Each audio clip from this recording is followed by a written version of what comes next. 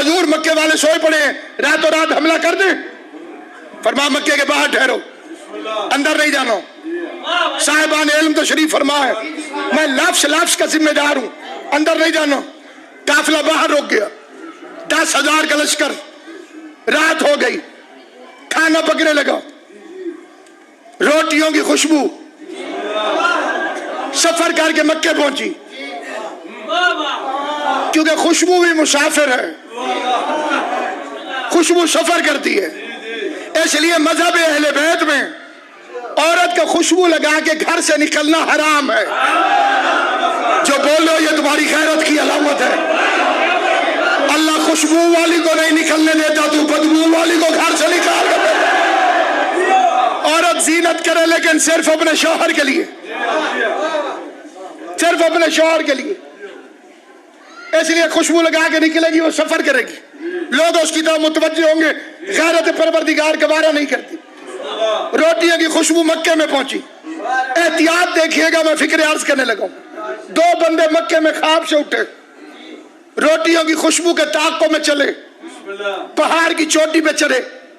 ان میں ایک مسلمان تھا، دوسرا فی الحال کافر تھا۔ اس نے لیٹ کلمہ پڑھا، میرا قصور تو نہیں، یہ مسلمان ہو جائے گا صبح، لیکن یہ اس کی کفرستان میں آخری رات تھی۔ ایک طرف کافر سردار، چلو سردار کہہ دیتا ہوں کسی کو غصہ نہ چڑھے، دوسری طرف مسلمان۔ اتفاق سے جو مسلمان تھا اس کا تعلق بنی ہاشم سے تھا، جو کافر تھا وہ بنی امیہ کا راس و رئیس تھا۔ دونوں نے ایک ایک فکرہ کہا جو آج تک 8ویں جماعت کی کتاب میں لکھا ہوا ہے۔ ابو سفیان کی تجربہ کار نگاہوں نے لشکر دیکھا،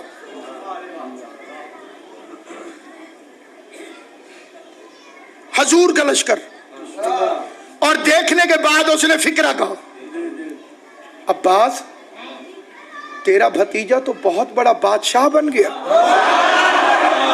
دونوں ہاتھوں سے سلام ہے، تیرا بھتیجا تو بہت بڑا بادشاہ بن گیا۔ یہ کافر کا نظریہ تھا۔ اور اب مسلمان بولو، خاموش، یہ بادشاہت نہیں نبوت ہے۔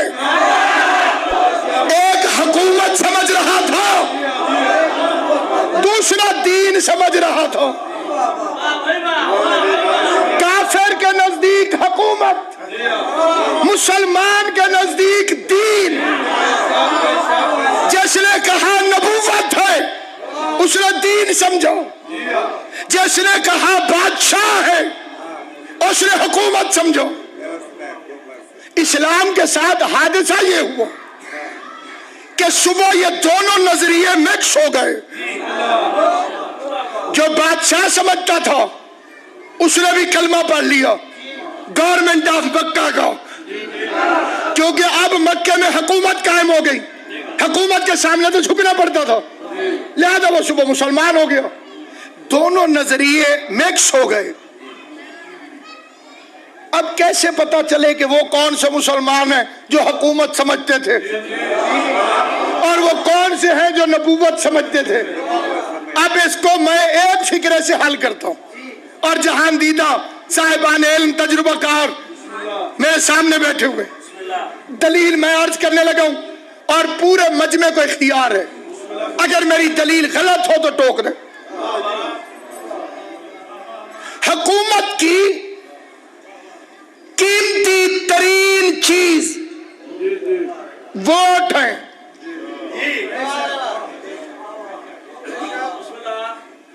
زمانہ آنے والا ہے، آپ کو پتہ چل جائے گا، ہوش ہی نہیں، vote vote vote vote vote. ہمارے علاقے والے سردار بھی واپس کوٹھیوں میں آ گئے ہیں۔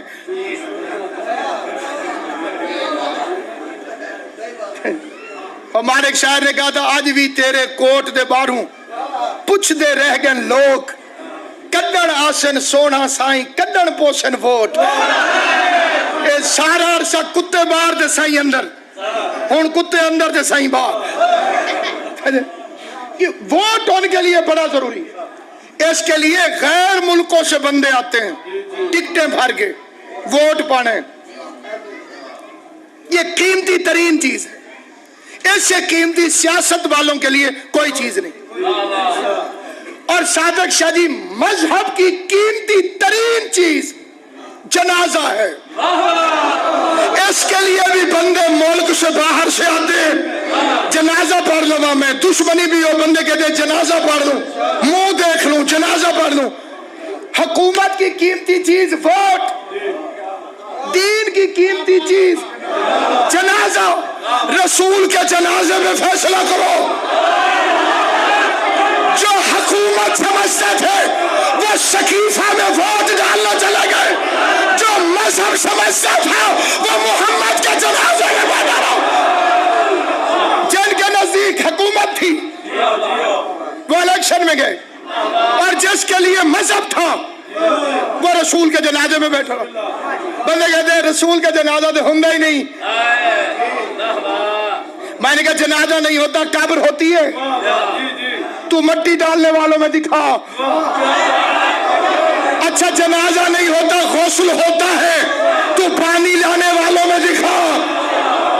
اور یہ کوئی رسول کی بدقسمتی نہیں کہ تم نے جنازہ نہیں پڑھا, یہ تمہاری بدقسمتی ہے. پڑھ لیتے تو جنت واجب ہو جائے. اگر پڑھ لیتے